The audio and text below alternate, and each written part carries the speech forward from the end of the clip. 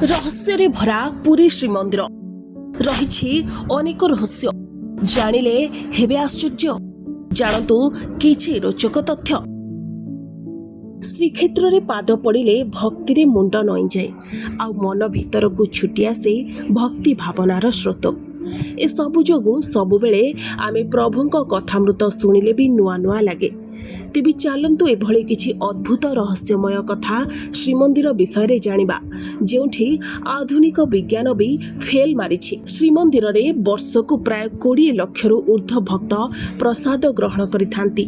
एठारे केबे भी अन्न प्रसादर अभाव घटी न थाए। रोषेईशाला रे माटी हांडी रे खाद्य प्रस्तुत होइथाए। सबुठारु आश्चर्यर कथा हेउछि प्रतिदिन पहड़ पड़िबा परे आपे आपे समस्त खाद्य भंडाररु खाली हो जाए एवं पुणी परदिन 60 पौटी महाप्रसाद रंधा होइथाए। मंदिरर अति निकटरे समुद्र रहिछि जहार ना हेउछि महोदधि। मंदिर बाहरे ठिया हेबा मात्रे समुद्र गर्जनर शब्द सुभिथाए, हेले मंदिर भितरकू सामान्य शब्द भी सुभा जाई नथाए।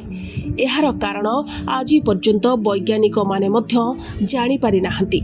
आउ एक विशेष कथा हेउछि आज पर्यंत मंदिर उपरे कोनोसी पक्षी किंबा चढ़ई बसिथिबार देखा जाई नथाए। एहा वास्तविक अलौकिक घटना। एपरि मध्य विश्वास रहिछि जदि श्रीमंदिर उपरे कोनोसी पक्षी उडुथिबा बा बसिथिबा देखा जाए तेबे एहार अर्थ आगो किछि विपद आसी पारे। एमिति जगन्नाथ मंदिरर बानारे मध्य अद्भुत रहस्य रहिछि। श्रीमंदिरर बाना सर्वदा पवन बहुथिबार विपरीत दिगरे उड़िथाए। सबठारु खास कथा हेउछि एही पतित पावन बानाकू बदलाउथिबा व्यक्ति मध्य सर्वदा ओलटा चढ़ी मंदिर उपरकू जाइथांती। दैनिक नीति रे मंदिरर बाना परिवर्तन करा जाइथाए।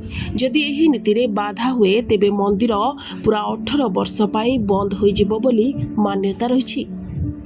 तेबे खाली सेतिकी नुहे, श्रीमंदिर परिसर रे रहिथिबा भेंकटेश्वर मूर्तिर केश वास्तव कुहा जाउथिबा बेले एथिरे सर्वदा एपरि एक चमक रहिथाए बोली कुहा जाइथाए।